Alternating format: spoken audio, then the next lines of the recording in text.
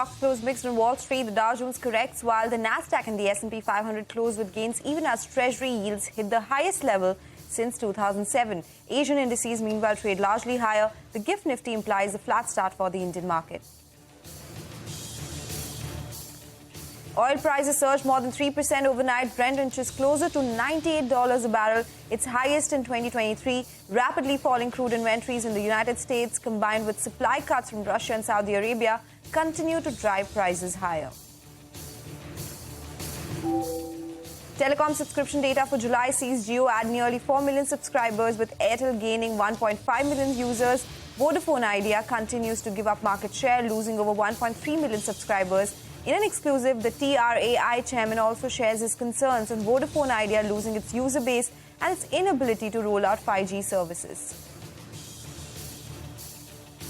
And a CNBC TV18 news break is confirmed. MCX says it will go live with its new commodity trading platform from the 3rd of October. The exchange will also conduct a mock trading session on the new platform on the 2nd of October. Reports also suggest that Vedanta could be looking to de-merge its operations, with a split likely to be announced in the coming days. JSW Infra's 2,800 crore IPO is now massively oversubscribed. The issue gets booked over 37 times, receiving offers of more than 60,000 crore rupees. Meanwhile, Updater Services issue also gets fully subscribed.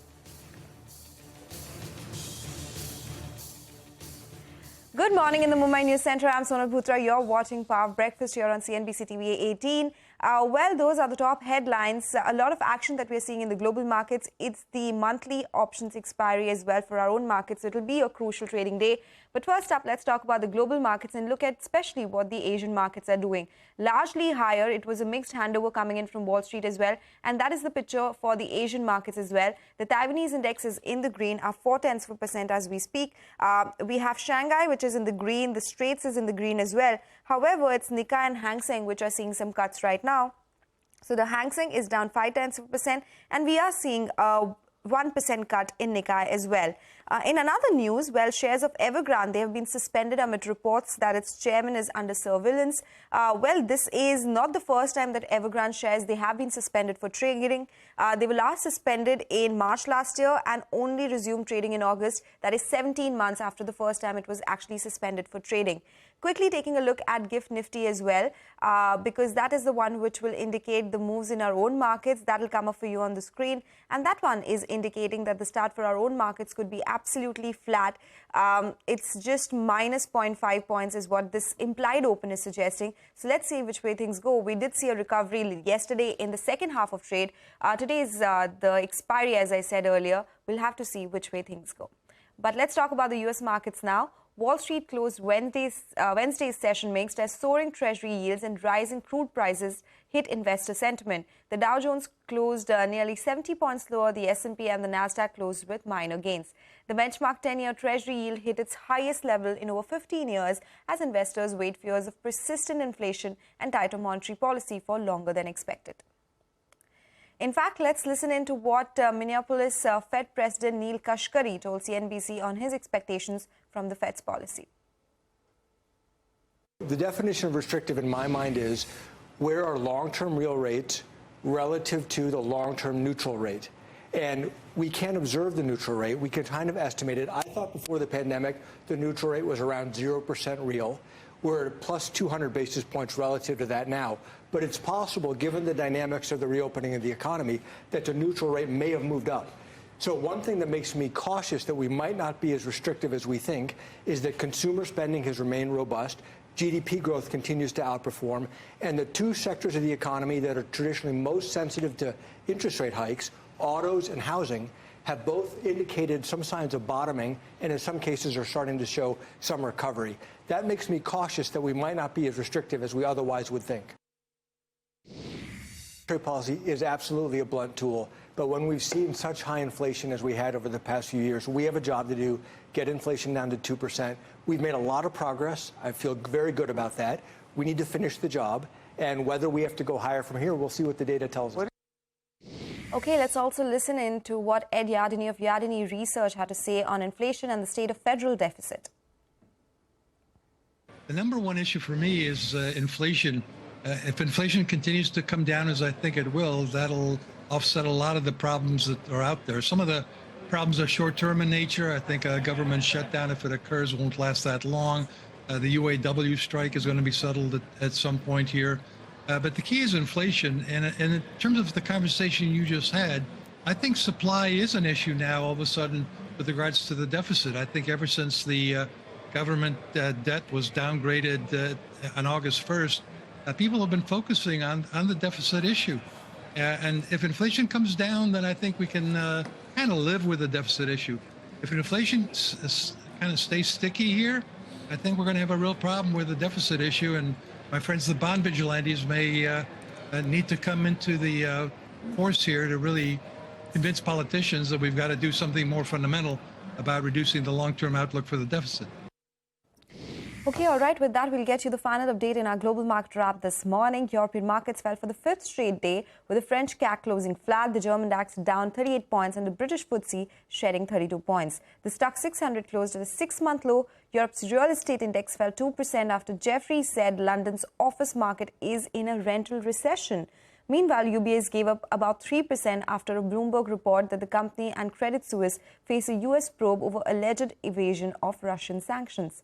The sterling and the euro continued to slide against the US dollar after hitting six-month lows on Tuesday. Okay, that's not it. We have very important cues coming in from the commodity market, especially on the crude front. Manisha Gupta is joining us to give us a lowdown. Manisha, good morning. Morning, Sonal. Thank you for that. Well, the crude oil prices clearly seem to be on a bull run here. We are trading at a 10-month highs and nudging that $98 a barrel mark, not too far away from that three-digit number for that matter. And this is going to be the best quarter that you would have seen since early 2022. There are prospects of tighter supplies in fourth quarter, and markets are looking at lower production, lower inventories from OPEC and non-OPEC countries as well, and that seems to be supporting prices. What is not supported for commodities like metals is the fact that we are looking at the strength in US dollar index just about continue. So you are looking at the gold prices trading at a six-month lows. Platinum is trading at a 5-week lows. With the Evergrande news that you were just talking about, a strong pressure in metals is what we've seen. So almost half to 1% of decline in many of these metals overnight has been registered. And Asia, because of the strength in dollar index, seems to be weighing on all of this asset classes. Okay, all right. So that's what's happening in the crude price segment. Thank you, Manisha, for making sense of those moves. So above that $97 per barrel mark. On that note, let's also listen into RBC Capital's Helima Croft talking about the recent run-up in crude prices and what to expect from the market moves as well. We clearly see momentum to $100 at Brent. The big question is, we have an OPEC JMMC meeting next week. The Saudi oil minister said, yes, we made the decision to extend our unilateral 1 million barrel a day cut through the end of the year. But he also said, we're going to review that decision every month, and we can go either way. It comes with a backdrop, against the backdrop of U.S.-Saudi diplomatic negotiations for this big grand bargain. The question is, will there be an energy component of a potential U.S.-Saudi deal? I think the Biden administration would clearly like more Saudi barrels on the market because, look, there are not a lot of great options out there for this administration to get crude prices down. We're not hearing any more blockbuster SPR releases in the market, so it's not clear really where the administration goes next for additional barrels. Okay, all right. Oil prices continue to be on our radar. We'll discuss that in greater detail. But for now, we'll slip into a break. Up next, we'll see how the global market action, these overnight cues, could impact our own market. Stay tuned.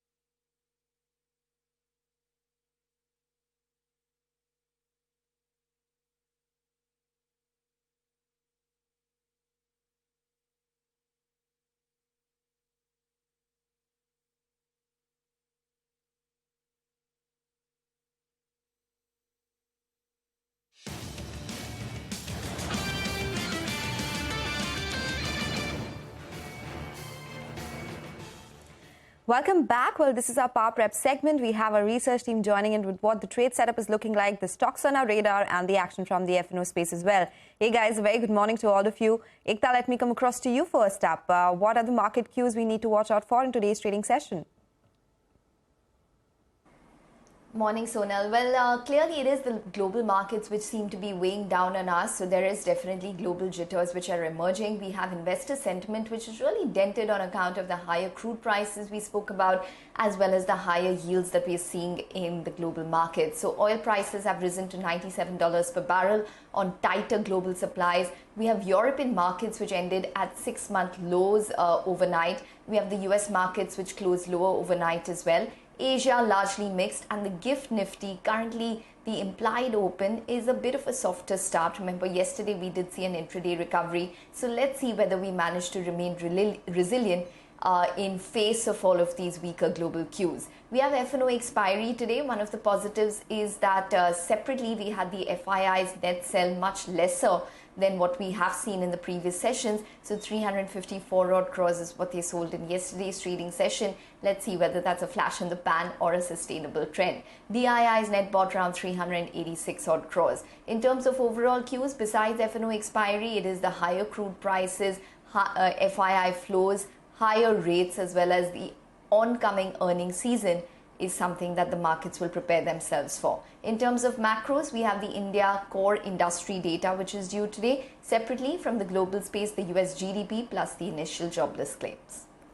Okay, all right. So those are some important cues we'll keep on our radar. Thank you so much, Ekta, for joining us with that. A lot of stocks in focus as well. Abhishek is joining us now. Well, July telecom data is out, so Reliance Jio has added net add of about 39.1 lakh users, which compares to 22.7 lakh on a month-on-month basis. Bharti Airtel has seen net addition of 15.2 lakh users versus 14.1 lakh on a month-on-month basis, while Vodafone Idea, that continues to lose customer. They have lost about 13.2 lakh users in July versus 12.9 lakh that they lost on a month-on-month basis, that is in May. MCX CNBC TV18 news break has been confirmed. MCX to go live with a new CDP on October 3rd, 2023. CDP is a commodity derivatives platform. ICICI Lombard, they have got a show cause notice worth about 1,729 crores. Trident, the existing capacity of sheeting business and power generation will be enhanced with an investment of rupees close to 400 crores. UTI AMC, they'll open 29 new financial centers on 29th of September 2023. Dixon, its wholly owned subsidiary Paget Electronics, has entered into agreement with Xiaomi for manufacturing and supply of smartphones and related products. Coal India trade unions, they have shifted the strike from 5th to 7th October to right now 12th to 14th October. Tata Power, its arm TPREL, has set up 41 megawatt captive solar plant at Tamil Nadu. SJVN, they have commenced a mechanical spinning of Unit 1 of 60 megawatt unit that they have in Uttarakhand. Overall Reality, they have entered into redevelopment of 13,450 square feet in Tardev. They expect to generate about 2.5 lakh square feet worth of production over there. Nazara Tech, they have received show cause notice about 2.83 crores. Back to you. Okay, all right. Those are some stocks which will be in focus today. Let me go across to Manglam, joining in with all the cues from the F&O space. Hey, Manglam. Good morning. So it is the September series expiry today, and that because it's the monthly expiry, we have both the Nifty as well as the Nifty Bank expiry on the same day, and it's been a good series so far. Yes, we did cross past that 20,000 mark and come off from there. Give and take everything, we're up 462 points in this series itself. Yesterday's trading session was a good one for the bulls. Why do I say that? Because we recovered nearly 162, 163 points from the day's low, and yesterday's low of 19,555 remains an important support to watch out for. Then you have the 50-day moving average at 19,634. Important on the way up to cross that 19,758 mark, which is the 20-day moving average, to see further short covering. The FII selling in the cash market came off. The DII's net bought 386 crores. So net institutional cash flows were positive. However, the FIIs continue to sell in index futures, and yesterday too, they sold around 1,200 crores in index futures, and most of those selling was attributed towards fresh short addition and some long positions being unwound. So as a result of which, the FII long exposure at the expiry day or on the expiry day is just 45%, with 55% of their positions on the short side. What gives bulls some support is the put writing. Yesterday, we saw nearly 2 lakh puts being written as against 1.3 lakh calls being written, telling you that yes, supports will be seen at lower levels and dips will be bought into. On the way up, 19,750 would be an important resistance to watch out for, because that's where a lot of call writers have been active.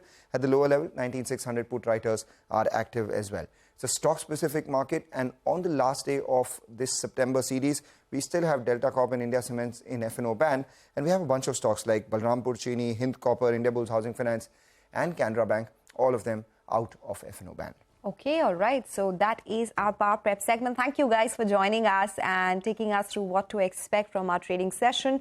Time for another break now. More news and updates will follow on the other side. Stay tuned.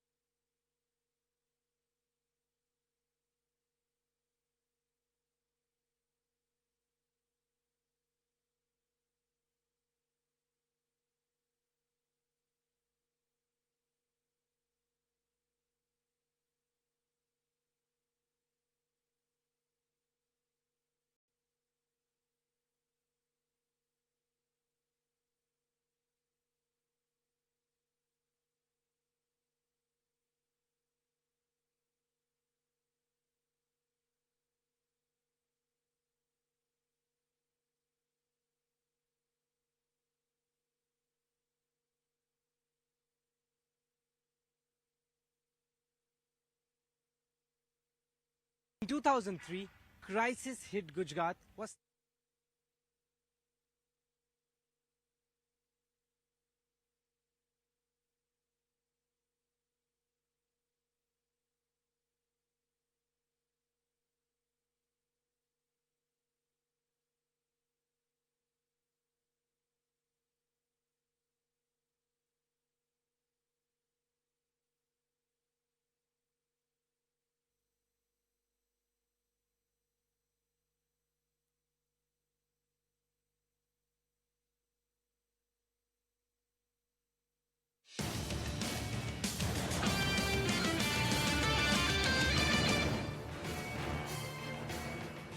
Welcome back. Well, it's been 20 years since the first Vibrant Gujarat Summit was held.